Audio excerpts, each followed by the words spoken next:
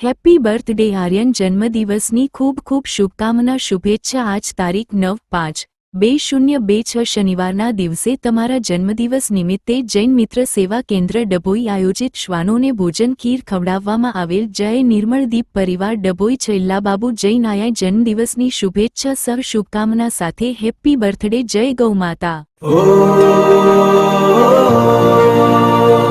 मूक जीवों की सेवा में एक दीप जलाया है, धरती माँ की करुणा को हमने अपनाया है। हर एक सांस में उनकी एक प्रार्थना छुपी है, आपकी सेवा से उनकी दुनिया सजी है। मिलकर हमने ये बहड़ा उठाया है, जीव दया सेवा केंद्र दिल से अपनाया है, ने अपनाया है। हर एक सांस में उनकी एक प्रार्थना छुपी है, आपकी सेवा से उनकी दुनिया सजी है। मिलकर हमने ये बहड़ा उठाया है, जीव दया सेवा केंद्र दिल से अपनाया है।